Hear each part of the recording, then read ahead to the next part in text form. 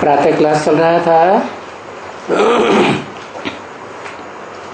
28/5/1967 रविवार को 5वें पेज की अंतिम लाइन में बात चल रही थी।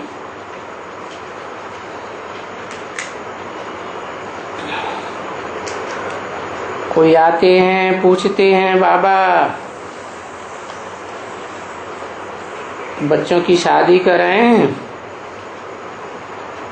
तो बाबा समझ जाते हैं कि इनकी दिल है शादी कराने की। नहीं तो बाबा तो अक्सर बोलते ही रहते हैं शादी बर्बादी।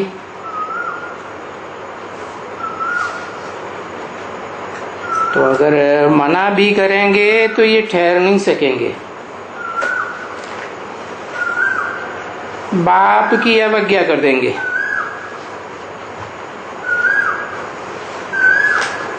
फिर भी उनको ठोंक देते हैं कि बच्चा कपूत है, बाप की आज्ञा नहीं मानता है, तो उसको एक पाई भी नहीं देनी है। निकालो घर से बाहर। जो चाहे सो करे, कुछ भी नहीं देना चाहिए, है ना? क्योंकि वो कपूत बच्चा हो गया।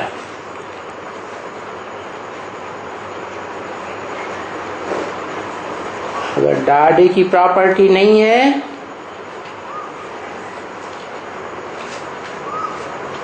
तब तो कोई बात ही नहीं, और डाडे की प्रॉपर्टी है तो वो लड़ पड़ेगा। बाकी करे कोर्ट कचहरी, बाप तो नहीं दे सकते हैं। 28/5/1967 की वाणी का 6ठा पेज।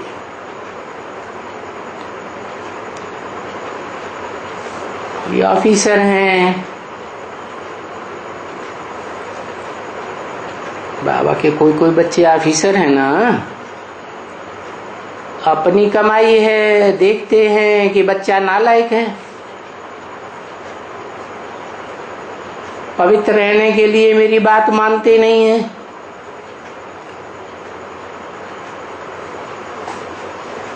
ईश्वर के मददगार नहीं बनते हैं, आसुरी दुनिया में असुरों के मददगार बनते हैं। तो फिर ऑफिसर बाप की जो अपनी कमाई है उसकी मदद कैसे करेंगे?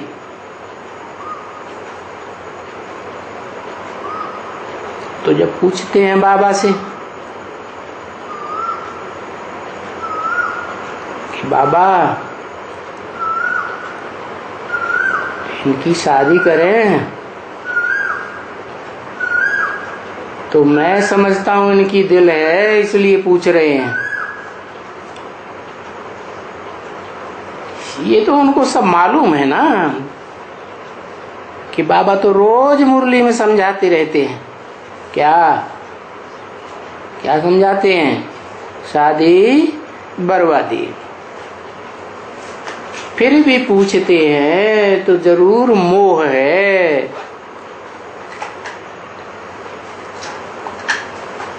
अब यहाँ तो ज्ञान का लक्ष्य ही है नष्टो मोहा स्मृति लब्धा।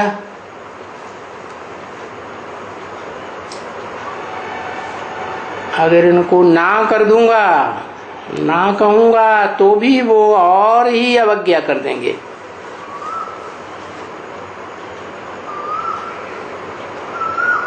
तो पाप चढ़ जाएगा अवज्ञा का भी। तो बहुत मुश्किल है। हाँ, अगर बच्ची है तो बच्चियों के लिए तो कहा ही जाता है, उनको तो दूसरे घर जाना ही जाना है। तो बच्ची अगर शादी करना चाहती है तो उनको तुमको भेज देना चाहिए।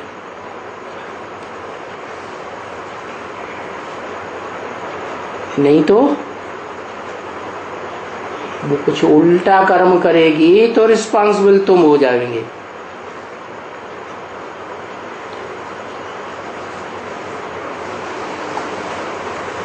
मुंह काला हो जाएगा सारे परिवार का।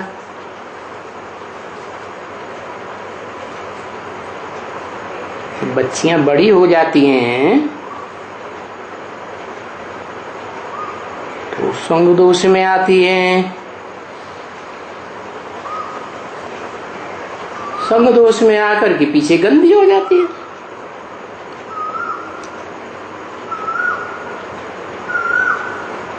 तो ये तो पाप से हट जाए।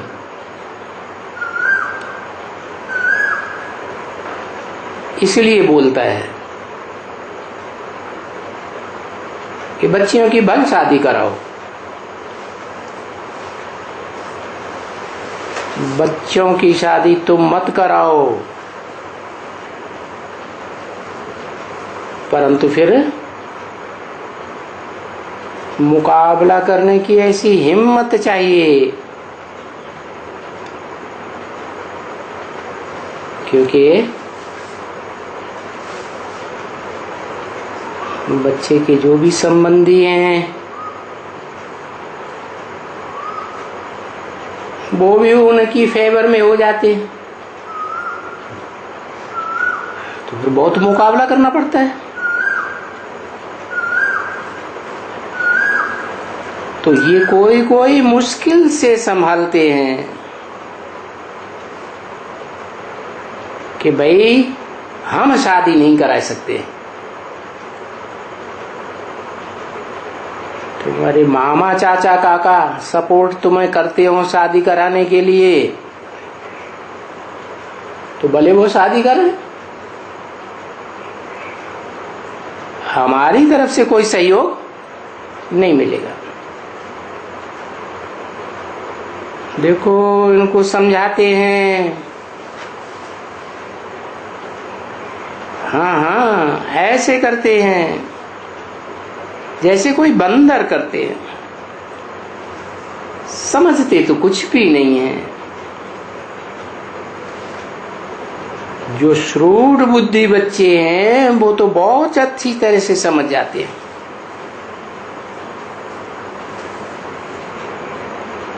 तो बाबा पीछे उनको कह देते हैं अच्छा आगे बढ़ो,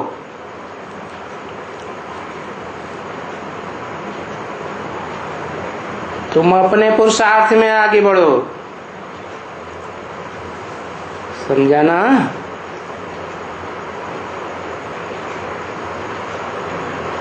वो खुद हिम्मत करते हैं तो औरों को भी ऐसे समझाते रहेंगे।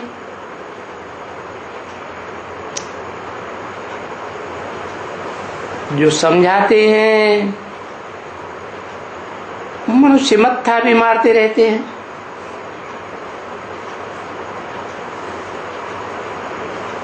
नहीं तो कोई तो आते हैं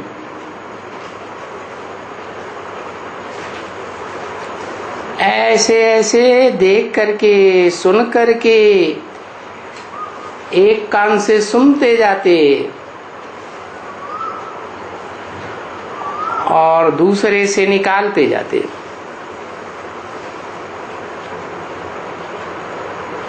इस संबंध में बाप क्या कहते हैं? बाप का भी क्या कहना है? जो बच्चे सेंसिबल हैं वो संबंधियों के प्रभाव में नहीं आते, एक कान से सुनते जाते दूसरे कान से निकालते जाते। तो इस संबंध में बाप क्या कहते हैं? कहते हैं हियर नो इविल, क्या टॉक नो इविल।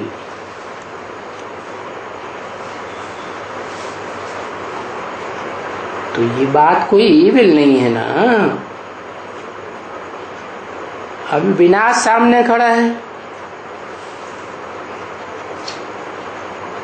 शादी करेंगे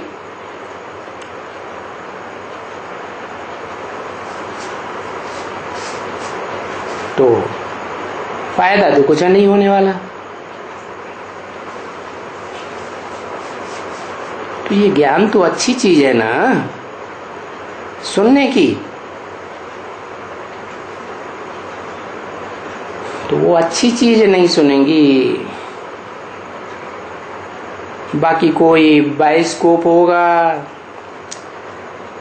नाटक वगैरह सीरियल आवेंगे,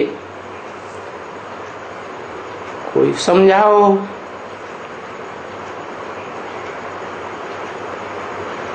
तो वो नाटक सीरियल बड़ी खुशी से देखेंगे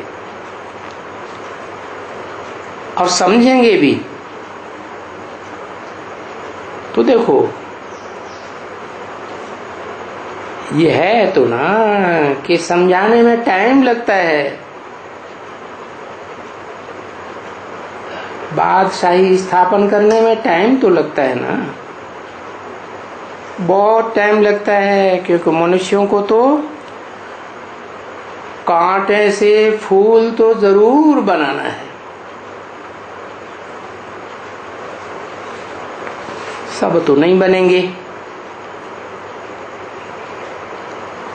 क्योंकि मनुष्य को कांटा कहो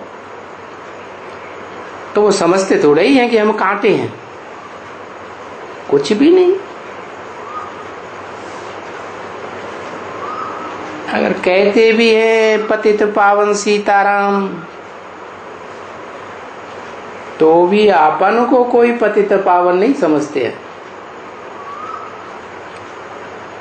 अच्छा, गवर्नमेंट सारी पुकारती है, गवर्नमेंट के लिए सारी प्रजा क्या कहती है? भ्रष्टाचारी गवर्नमेंट है।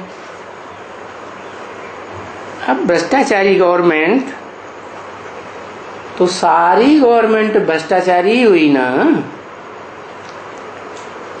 है। गवर्नमेंट में जितने भी होंगे वो सारे ही भ्रष्ट इंद्रियों से आचरण करने को सपोर्ट करेंगे ना। यथा प्रेसिडेंट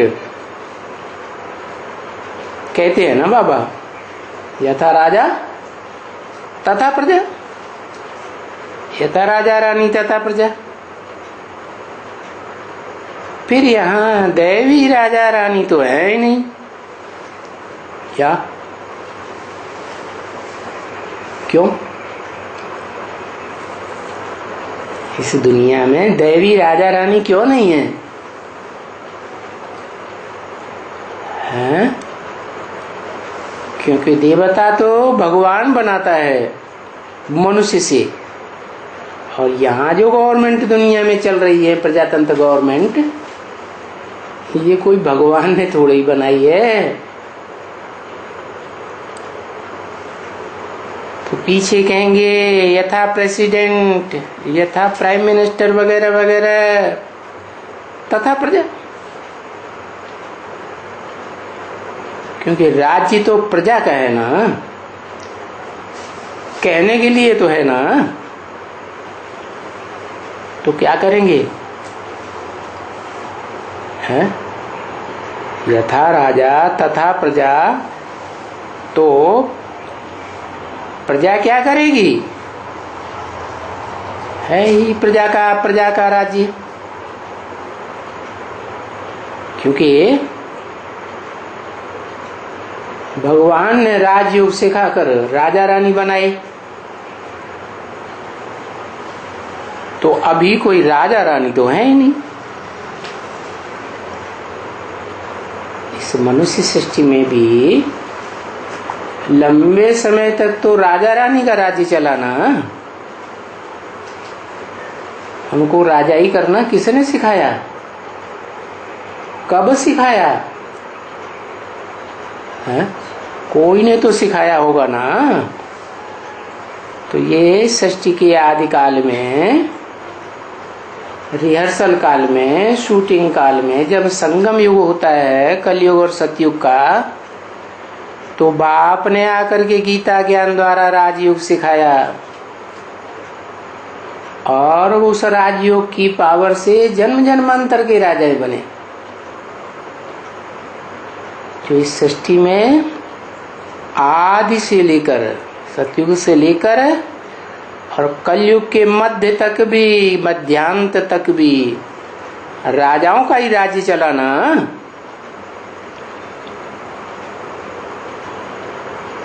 परंतु अभी तो बात ही बदल गई। तो फिर जो बड़े बड़े हैं उनके लिए कहेंगे। राजा रानी तो है नहीं, प्रेसिडेंट हैं, प्राइम मिनिस्टर हैं, बड़े बड़े मंत्री हैं, उनके लिए कहेंगे।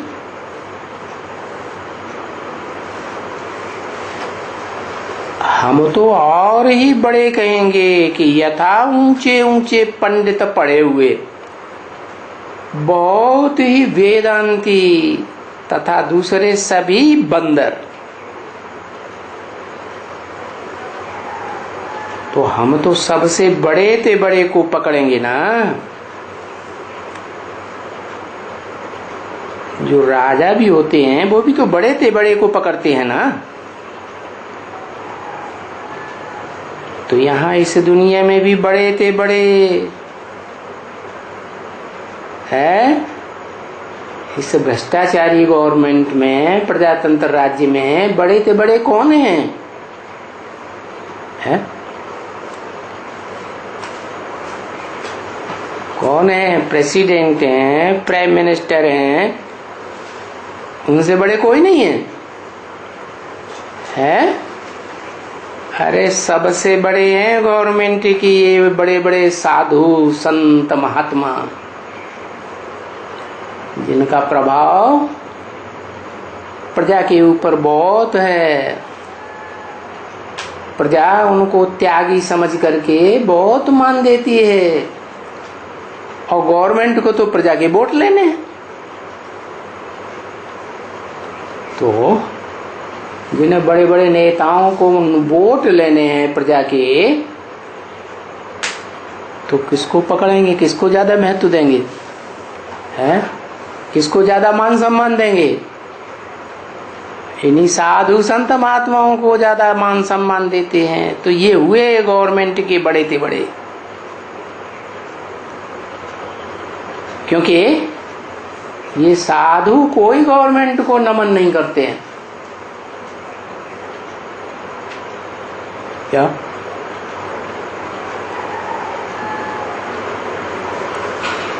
क्यों नहीं नमन करते हैं? उनका तो नारा ही है क्या? शिवोहम आत्मा सो परमात्मा, ब्रह्मास्मि, हम ही ब्रह्मा हैं। तो किसको नमन करेंगे? बाकी हाँ, गवर्नमेंट के बड़े बड़े ऑफिसर देखो, शंकराचार्य आएंगे, राधा कृष्णन आएंगे, गवर्नमेंट में कोई माइयां आएंगी, फलाने आएंगे, वो आकर के इन्हीं साधु संत महात्माओं को माथा टेकेंगे ना। तो देखो, इस भ्रष्टाचारी गवर्नमेंट में बड़े से बड़ा कौन हो गया है? यही साधु संत महात्माएं, जिनको सब माथा टेकते हैं। है? तो देखो, उनके लिए ही तो नाम गाया हुआ है। शास्त्रों में क्या यादगार है? जो अपन को भगवान मान करके बैठ गया, क्या नाम दिया? हिरण्यकश्यप, हिरण्याक्ष। जैसे जो अपन को पुलवाते हैं, जैसे भगवान की पूजा करनी चाहिए ऐसे पूजा करवाते हैं। कहते हैं कि मंदिर में जो शिवलिंग रखा है वो तो जड़ है, उसका चैतन्य रूप तो हम हैं। तो बाबा ने समझाया ना कि जो अपनी पूजा कराते हैं, अपन को ईश्वर समझते हैं, वो उनको शास्त्रों में क्या बताया? हिरण्यकश्यप। अभी तुम बच्चे तो जानते हो, अपन को भगवान समझना, ईश्वर समझना कितना बड़ा भारी पाप है?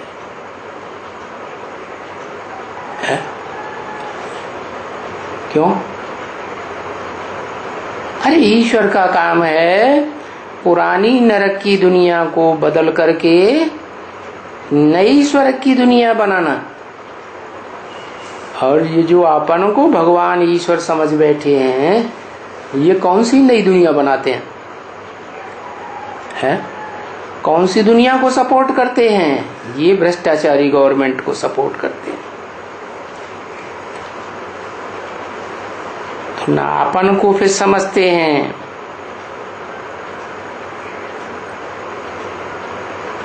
अच्छा भाई, शिवोहम तत्वम कहते हो, फिर ठिक्कर भित्तर को भी कह देते हैं, कण कण में भगवान।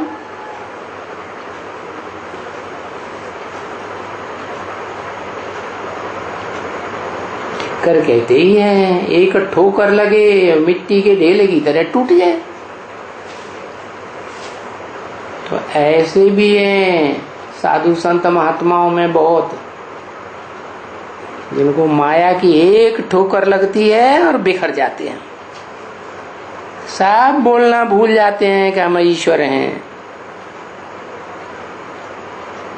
भित्तर अर्थात भीत की तरह, दीवाल की तरह अड़ जाते हैं कि हम ही भगवान हैं, बाकी दुनिया में कोई भगवान नहीं है।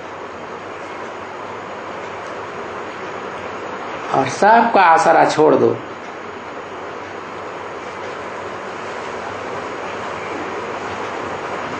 ऐसे भीति की तरह अड़ जाने वाले कितना नुकसान करते हैं।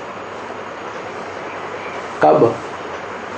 जब भगवान इस दुनिया में प्रैक्टिकल में आते हैं तो भीति की तरह संसारियों के सामने अड़ जाते हैं अपनी बात पर, और भगवान को न खुद पहचानते हैं न दूसरों को पहचानने देते हैं। बस नारा लगाते हैं शिवोहम तत्वम। भाई ठिक्कर ठिक्कर में है, भित्तर भित्तर में है। फिर जब ज्ञान मिल जाता है तब ही समझते हैं कि हाँ, हम बंदर से भी बदतर थे। क्या? बंदर क्या करता है? हाथी भी निकलेगा ना तो उसको भी खुड़क मारेगा ना, है? तो ऐसे ही भगवान जी भी जब आते हैं तो भगवान पार्टदारी को भी गुड़क मारते हैं। फिर जब ज्ञान में आवेंगे तो समझेंगे हाँ, हम बंदर से भी बदतर थे। अभी बंदर से बदतर बने हैं ना, है? अच्छा, हमारी पोजीशन कैसी बने फिर?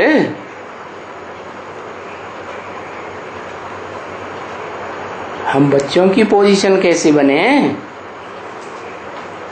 वो बंदर से मंदिर लायक कैसे बने? तो फिर बाप का फर्ज होता है कि बाप की जो भी रचना है उनको समझाना। क्या? बच्चों का काम नहीं समझते हैं बच्चा बुद्धि है, तो बाप का काम है समझाना। अगर नहीं समझते हैं तो समझ लो ये कपूत है। उनको बच्चा नहीं कहेंगे, नहीं, ऐसे बच्चों को फिर घर से भगा देना चाहिए, पार कति दे देना चाहिए। फिर इतनी भगाए देने की पावर तो कोई में रहती नहीं है? क्यों नहीं रहती है? क्योंकि खुद भी ज्ञान में चलते रहते हैं और ज्ञान के विपरीत काम भी करते रहते हैं। तो कमजोरी आएगी आत्मा में या पावरफुल बनेंगे? है, कमजोरी आ जाती है तो ताकत नहीं रहती, मोह आने लगता है। तौबा तौबा, मोह का किल्ला लगा रहता है।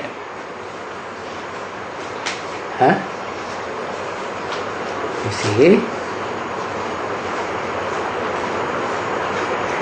केले का पौधा होता है ना, तो उसमें जड़ में से छोटा सा किल्ला निकलता है ना, वो ही किल्ला बड़ा हो जाता है। ऐसा पार एकदम जो मोह कभी निकल ही नहीं सकता, मोह का किल्ला निकला तो बड़ा बड़ा तो बनेगा। यहां तो क्या सिखाया जाता है? यहाँ परीक्षा क्या है? लास्ट यहाँ तो परीक्षा है ही नष्टो मोह स्मृति लब्धा। किससे नष्टो मोह है? अपनी देह से नष्टो मोह, देह की इंद्रियों से जो सुख मिलता है उससे भी नष्टो मोह, देह के पदार्थों से नष्टो मोह, देह के संबंधियों से नष्टो मोह, बुद्धि से नष्ट मोह। बस बाबा मेरा तो एक शिव बाबा, दूसरा न कोई। क्या जहां जहां बुद्धि योग भटकता है वो सब दूसरे, जो इन आंखों से देखते हैं इस संसार में, वो सब क्या हैं? पराये हैं या अपने हैं? सब पराये हैं, सब धोखेबाज हैं। तो ऐसे धोखेबाज भक्ति मार्ग में भी बहुत आते हैं तो ज्ञान मार्ग में भी आते हैं। 28-5-67 की वाणी का 7वां पेज। और तुम्हारा तो फिर ये प्रैक्टिकल ज्ञान है। वहां भक्ति मार्ग में तो सिर्फ सुनाते रहते हैं। नर अर्जुन ने ऐसा गीता ज्ञान लिया, राजयोग सीखा, जो नर से नारायण बना। सुनाते हैं ना सत्यनारायण की कथा। कोई सत्यनारायण बनते हैं क्या? बनते तो कोई भी नहीं है।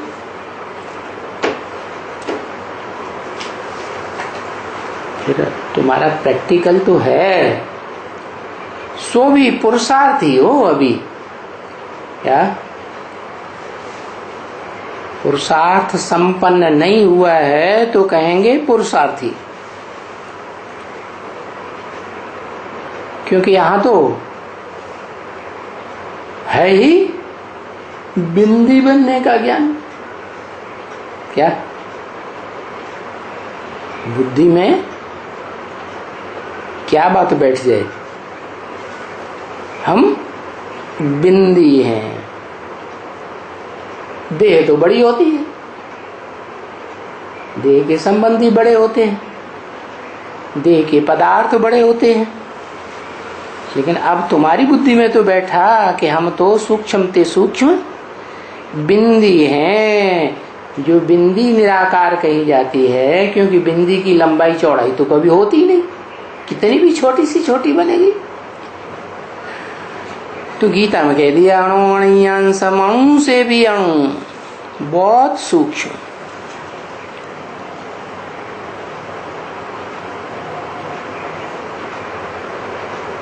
तो उसे इन आंखों से तो देखा नहीं जाता।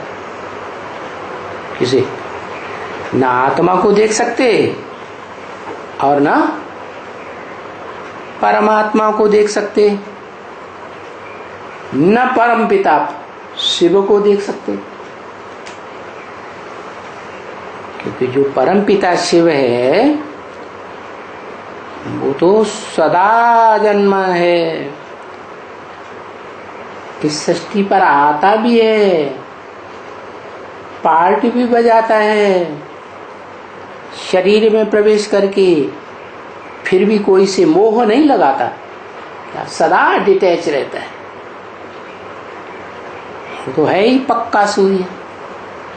सूर्य कैसा होता है? धरणी से, पहाड़ों से, नदियों से, सागर से अटैच होके रहता है, डिटैच रहता है। वो तो है स्थूल दुनिया की बात, और ये है तुम्हारी निराकारी आत्माओं की दुनिया की बात। तो तुम अभी निराकार ज्योति बिंदु बनने के पुरुषार्थी हो कि बन गए? क्योंकि ये है ही बिंदी का ज्ञान। आत्मा को ज्ञान मिला हुआ है क्या कि हम देह नहीं है क्या? उससे पूछो तुम क्या हो तो कहेंगे हम मास्टर हैं, डॉक्टर हैं, इंजीनियर हैं, बुढ़े हैं, नौजवान हैं। लेकिन क्या जब पैदा हुए थे तब थे कि नहीं? तो तुम वास्तव में क्या हो? तो बताना पड़ता है कि वास्तव में तुम आत्मा हो। जो आत्मा इस शरीर रूपी राज्य में उत्तमांग में जो भ्रकुटी है, बड़ी पूरी कुटी में आत्मा बैठती है। ये राजा है, यहाँ ये आत्मा बिंदी बैठ करके सारे राज्य का संचालन करती है। क्या सारे शरीर रूपी राज्य में किसकी शक्ति है? आत्मा की शक्ति है। और ये शक्ति आंखों से प्रत्यक्ष देखने में आती है। क्या जब तक आदमी जिंदा है तो आंखों से रोशनी है, और आत्मा निकल जाती है तो आंखों की रोशनी खत्म, बटन जैसी हो जाती। तुमको तो आत्मा का ज्ञान मिला हुआ है ना? है? कोई कहे कि नहीं आत्मा तो हृदय में रहती है। अरे इंदिरा गांधी को 27 गोलियां छाती में लगी, फिर भी हॉस्पिटल से हॉस्पिटल ले जाते रहे। संभावना थी ना कि अभी जिंदा हो जाएगी, तब तो ले जाते रहे। अगर गोली मारने वाला जानता होता तो एक ही गोली भ्रकुटी के मध्य में लगाता और वो खलास हो जाती। गवर्नमेंट भी किसी आदमी को वारंट निकालती है, ढूंढती है, तो पहले कहाँ ढूंढती है जाके? पहले घर में ढूंढती है ना जाके। तो ये शरीर में, इस शरीर रूपी राज्य में जो उत्तम अंग कहा जाता है, उसमें भी जो भ्रकुटी है, इस भ्रकुटी में वो ज्योतिबिंदु आत्मा रहती है। ऐसे नहीं सारे शरीर में व्यापक है, जैसे लोग कह देते हैं परमात्मा सर्वव्यापी है। नहीं, तो ये आत्मा को ज्ञान मिला हुआ है। तो बरोबर अभी हम तो बुद्धि में है, बाबा आया हुआ है हमको लेने के लिए। क्या बाबा आया हुआ है? कहां से आया हुआ है? हैं? अरे बाबा आया हुआ है तो कहां से आया हुआ है? कहां से आया? बाबा कहा ही जाता है साकार शरीरधारी को, क्या ग्रैंडफादर को बाबा कहा जाता है। तो किसको कहेंगे बाबा? नाम देते हैं शिव बाबा। ऐसे कभी कहते हैं शंकर बाबा? नहीं। क्यों कहते हैं शिव बाबा? इसलिए कहते हैं कि शिव सुप्रीम सोल साकार में जब प्रवेश करते हैं तो बाबा भी बनते हैं। जैसे और संबंध बनते हैं, सर्व संबंध भगवान से बनते हैं, ऐसे ही वो हमारा बाबा भी है। क्या और संबंधों से प्राप्ति हो या न हो, बाप से प्राप्ति हो या न हो, लेकिन बाबा का वर्षा तो हर बच्चे को जरूर मिलता है। तो बाबा आया हुआ है लेने के लिए। अभी हम जान गए कि हम आत्मा पतित बन गए। हम बिंदी आत्मा कैसे पतित बन गए हैं? इस सृष्टि में जब से पार्ट बजाना शुरू किया जन्म लेकर गर्भ से, तब से ही इंद्रियों के द्वारा सुख भोगा, संग के रंग में आए, और संग के रंग में आने से नीचे गिरने लगे। संग का रंग तो लगता है ना? किसका संग का रंग लगता है?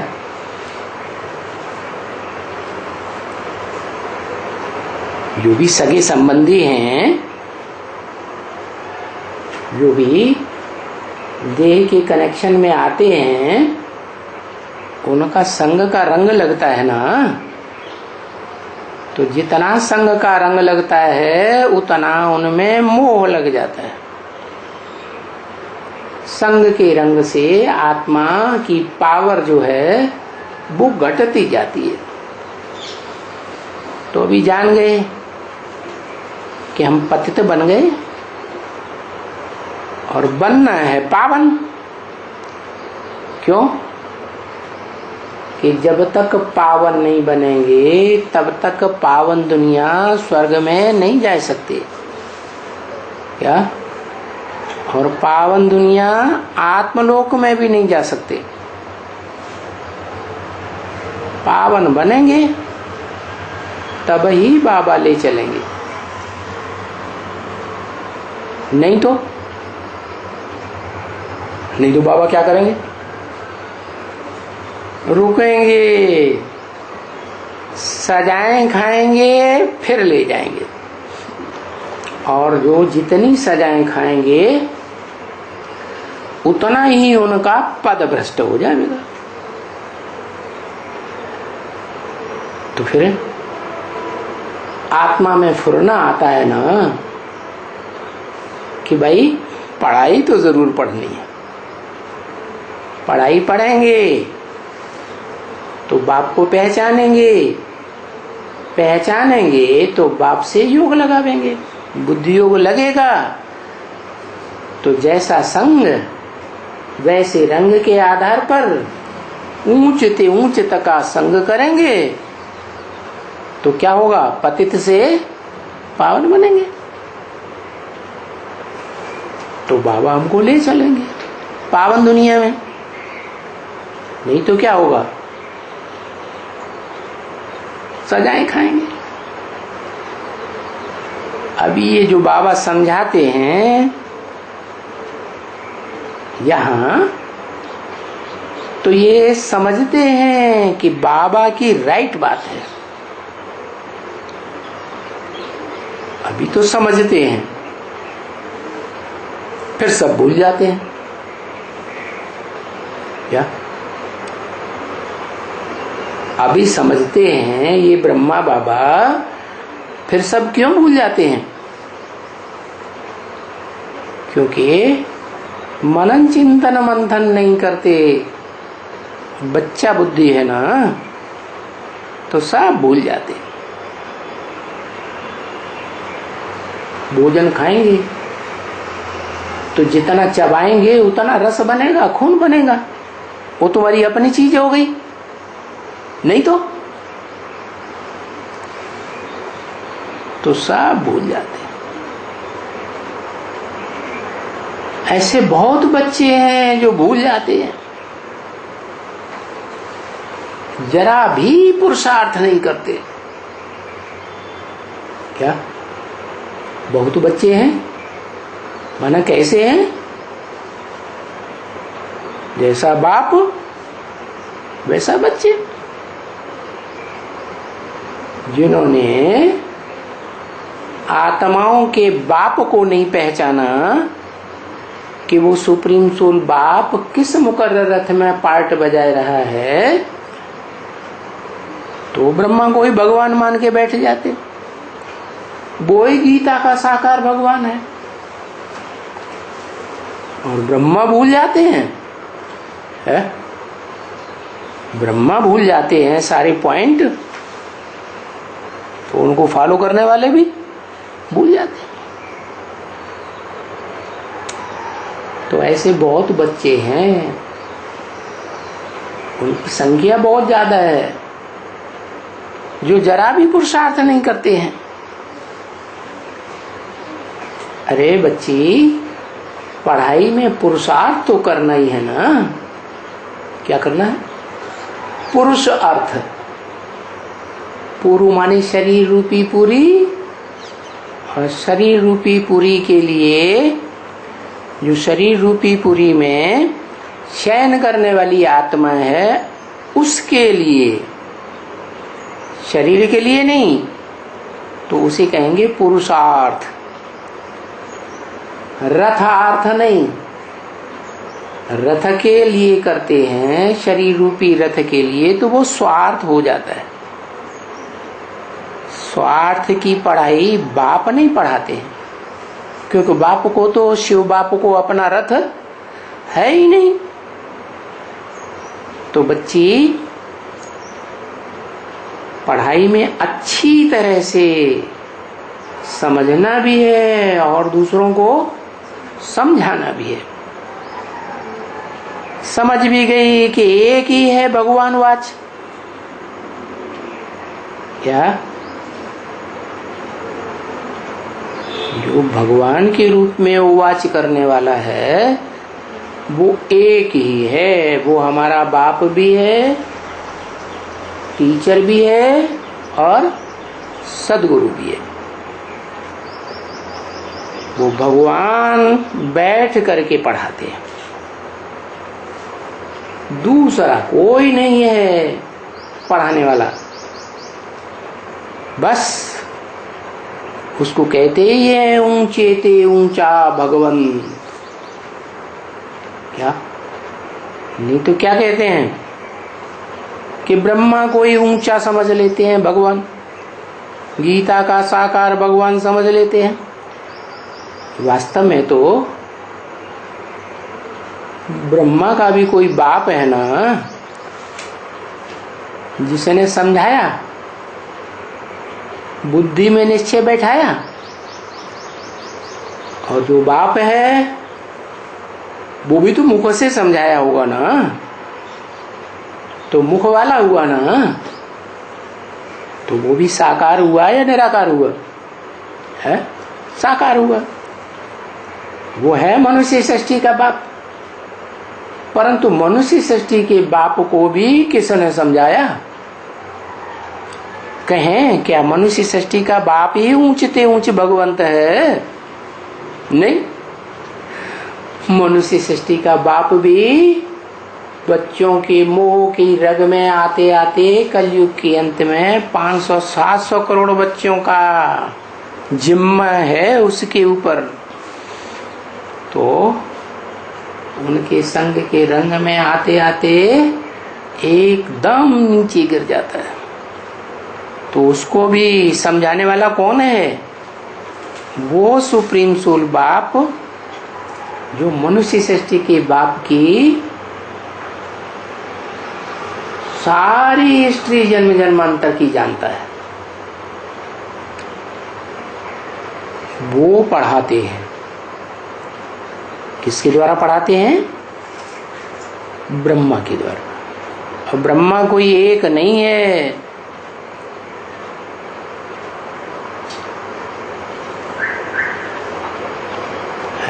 नंबरवार ब्रह्मा है ना। 4-5 मुख दिखाते हैं, चतुरानन पंचानन। तो अव्वल नंबर का कोई होगा ना। तो समझ गए। फिर दूसरा तो कोई पढ़ाने वाला नहीं है ना, एक ही हुआ ना सबको पढ़ाने वाला। तो कोई का नाम नहीं है भगवान वाच। क्या गीता में लिखा है ना, श्रीमद् भगवत गीता, भगवान का गाया हुआ ज्ञान का गीत, जो श्रेष्ठ ते श्रेष्ठ मत देने वाला है। तो कोई नहीं समझते हैं कि वो भगवान कौन है, साकार है या निराकार है? कौन है? साकार अगर कहें तो मनुष्य सृष्टि में बड़े से बड़ा साकारी पार्ट बजाने वाला तो मनुष्य सृष्टि का बाप हुआ। वो तो सबसे नीचे गिर जाता है। तो फिर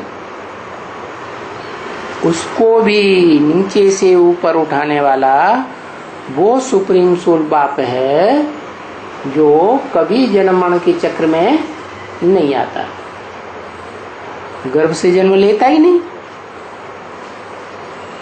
तो उस आत्मा के लिए कहेंगे भगवान वाच। वाच माने बोलना। तो शरीर बोलता है या आत्मा बोलती है? अरे स्पीकर बोलता है या स्पीकर के अंदर बोलने वाला कोई और है? कोई और है ना, स्पीकर थोड़ा ही बोलता है। स्पीकर तो जड़ चीज है, बोलने वाली तो चैतन्य आत्मा है ना। तो कौन हुआ भगवान वाच? एवरलास्टिंग, वही सुप्रीम सोल गॉड फादर। बाकी पीछे तो जो मनुष्य आते हैं वो तो समझते ही नहीं है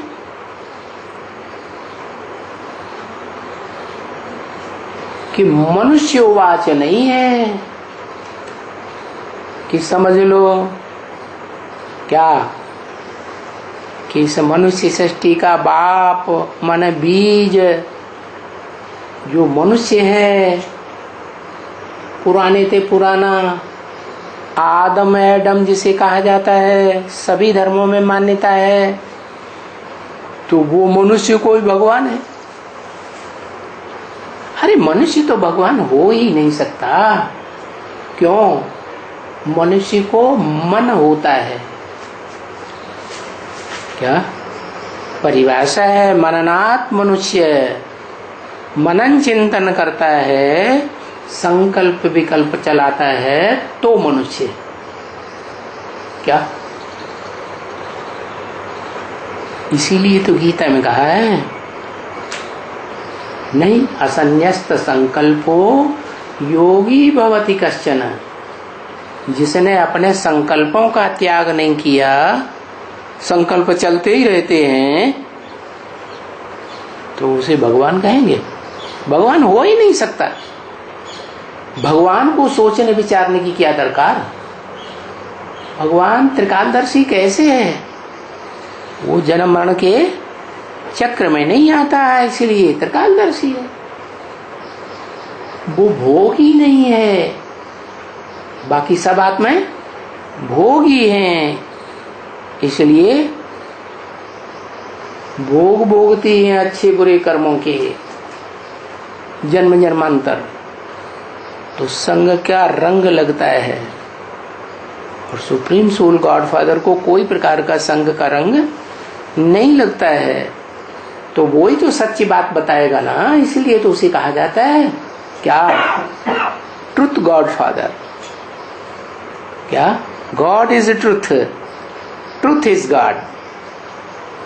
तो जो मनुष्य है इस सृष्टि पर, मनुष्य आत्माएं कलयुग के अंत में उतरती हैं पार्ट बजाने के लिए, वो तो बिल्कुल ही नहीं जानती क्या कि कौन है भगवान जो गीता ज्ञान सुनाने वाला है तो चैतन्य आत्मा ना, कोई मनुष्य आत्मा तो नहीं भगवान हो सकती ना। तो ये बात बुद्धि में बैठे तो वो भक्ति मार्ग खत्म। क्या? जिसमें लिखा है गीता का भगवान कृष्ण। अरे कृष्ण तो 16 कला संपूर्ण बनने वाला वो सुधरा हुआ मनुष्य है जिसे देवता कहा जाता है, 16 कला संपूर्ण।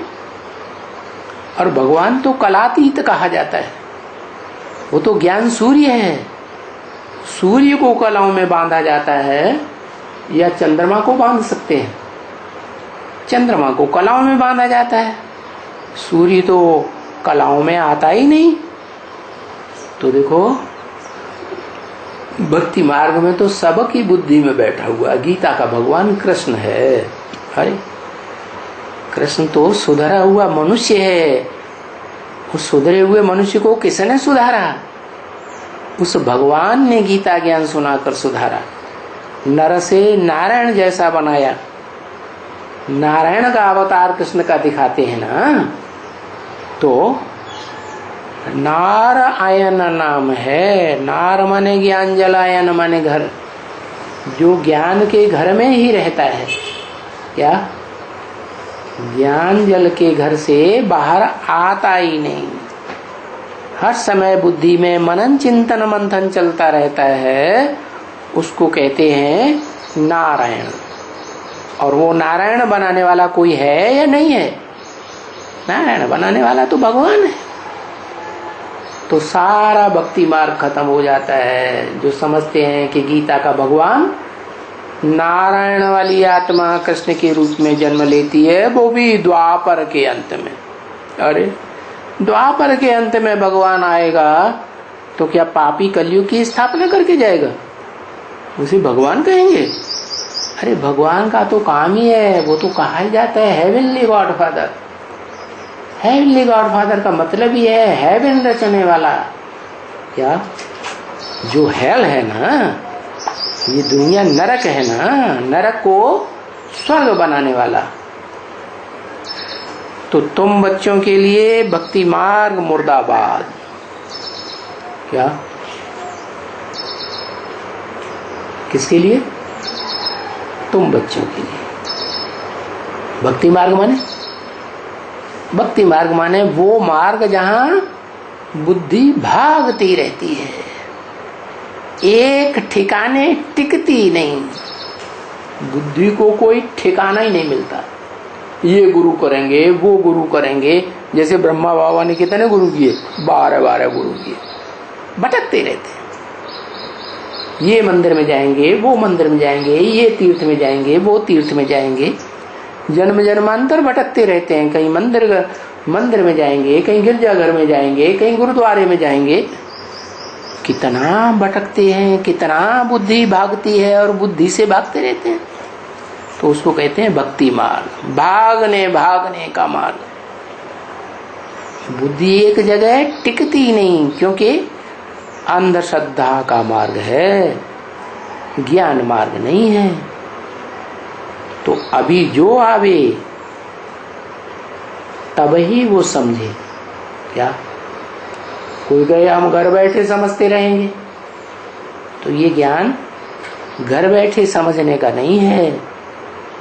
रूबरू बैठ करके समझेंगे तो समझ में आएगा। कोई कहे लिटरेचर से समझ जाएंगे, अरे साहित्य तो, किताबें तो सीमित है ना। किताब पढ़ते पढ़ते तुम्हारे अंदर जो प्रश्न आएंगे, उन प्रश्नों का जवाब किताब से मिलेगा, लिटरेचर से मिलेगा, टीवी से मिलेगा, है? वीडियो देखेंगे उससे मिलेगा जवाब? नहीं मिलेगा। तो अभी जो यहाँ आवे सन्मुख सुनने के लिए है, वो ही अच्छी तरह से समझे। क्या ऐसा है कि नहीं? नहीं तो सीबीआई वाले ऑफिसर कहते हैं ना, हमको समझाओ, हमको ये बात बताओ, मुरली पढ़ करके फिर हमें बताओ। अरे ये कोई चीज है? घर बैठे तुम्हारे ऑफिस में बैठ करके समझने की थोड़ी है। ऐसा वातावरण चाहिए ना, वाइब्रेशन बना हुआ होना चाहिए ना, तो वहां जाके समझेंगे, बुद्धि पलट जाएगी। वही गंदी दुनिया के बीच में बैठ करके समझना चाहते हो, जहां गंदे गंदे वाइब्रेशन मनुष्य के दौड़ रहे हैं, तो तुम्हारी बुद्धि में कैसे बैठेगा? तो देखो, बुद्धि में बात बैठती नहीं है, भक्ति मार्ग खत्म होता ही नहीं है।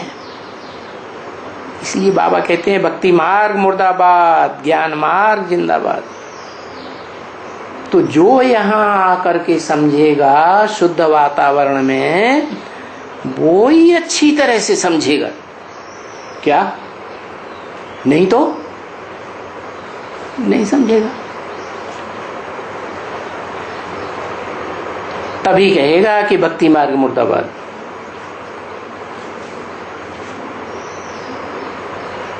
मुर्दाबाद तो माना मुर्दाबाद। क्या क्या मतलब? मुर्दों की दुनिया आबाद, उसको कहेंगे मुर्दाबाद। ये दुनिया क्या बन गई? सारी दुनिया मुर्दा बन गई। मुसलमान लोग कहते हैं ना, है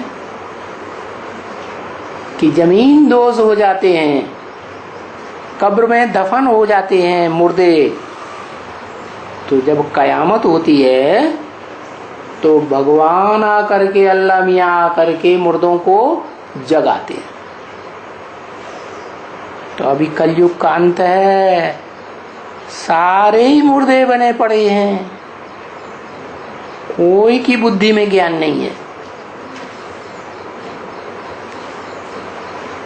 तो फिर उन मुर्दे का वरी नाम थोड़े ही याद करना पड़ता है? नहीं। तो तुमको अभी ये सभी कर्मकांड वगैरह जो दुनिया में चलते हैं शास्त्रों के आधार पर,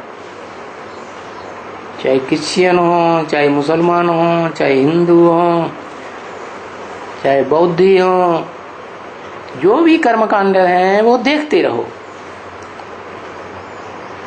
और वहां जाते भी रहो। परंतु आत्मा तो कहती है मैं तो अभी बाप का ही बन गया, मैं इन कर्मकांडों के चक्कर में आने वाली नहीं हूं। अब मैं क्या भक्ति करूंगा? मुझे तो ठिकाना, एक पक्का ठिकाना मिल गया। इससे ऊंचे से ऊंचा और कोई ठिकाना दुनिया में हो ही नहीं सकता है। तो उन कर्म कांडों में तुम्हारा बुद्धि रूपी हाथ चलेगा, रमेगा? रमेगा ही नहीं, है ना। तुम्हारा भक्ति मार्ग की तरफ बुद्धि रूपी हाथ चलेगा ही नहीं, है। भक्ति मार्ग की कोई भी पुस्तक, कोई भी ग्रंथ, शास्त्र, किताब उठाकर पढ़ने के लिए उस ग्रंथ के ऊपर तुम्हारी बुद्धि चलेगी ही नहीं। क्यों है? जैसे गीता में कहा है ना, यावान अर्थोदपानेषु, क्या किसी को सागर मिल गया, मानसरोवर मिल गया, शुद्ध जल वाली झील, ज्ञान मानसरोवर भगवान ही मिल गया, तो छोटी मोटी गड़े गड़ैयों में उसका जाने का, स्नान करने का क्या प्रयोजन रह गया? तो जब तुम्हारी बुद्धि में बैठ गया, सुप्रीम सोल बाबा हमको पढ़ाते।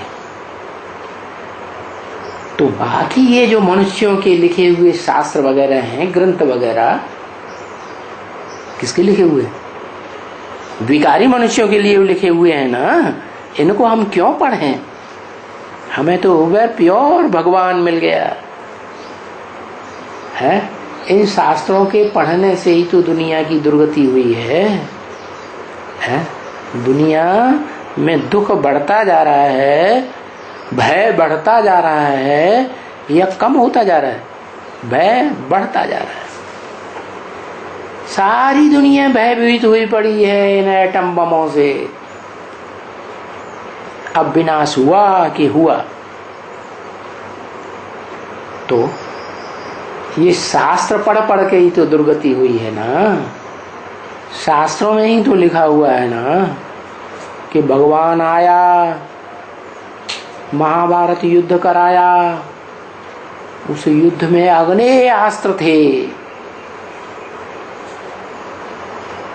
तो वो बात पढ़ करके बुद्धिमान मनुष्यों की बुद्धि चलने लगी कि ऐसे अग्नि अस्त्र हम क्यों नहीं बना सकते, हम क्यों तीर तलवार की लड़ाई लड़ें।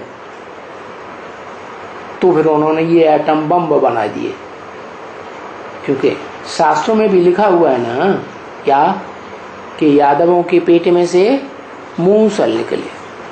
तो ये मिसाइल से निकले हैं, ये मिसाइल्स रूपी मूसल यादवों के पेट में से निकलते हैं। यादवों को शास्त्रों में लिखा है वृष्णवंशी, या ज्ञान बरसात करने वालों का वंश।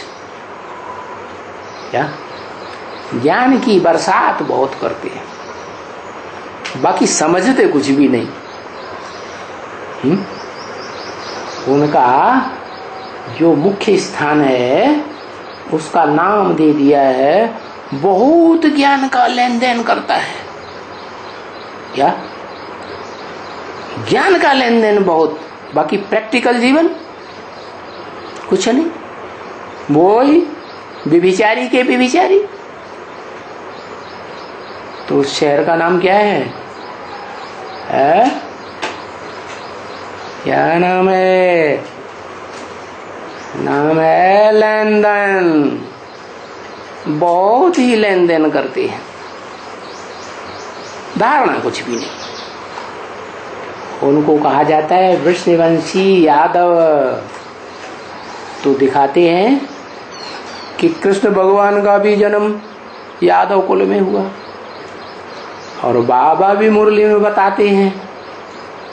क्या क्या बताते हैं कि रूहानी सेना का जो सेनापति है, मार्शल है, वो कौन है?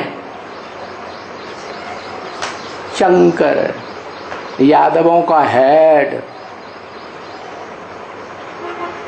तो देखो सारी बातें शास्त्रों से उठाई हुई हैं, लेकिन समझते कुछ भी नहीं। जब तक बाप आकर न समझावे, सन्मुख आकर के बैठ के सुने नहीं, इन शास्त्रों से ही तो दुर्गति हुई है। ओम शांति।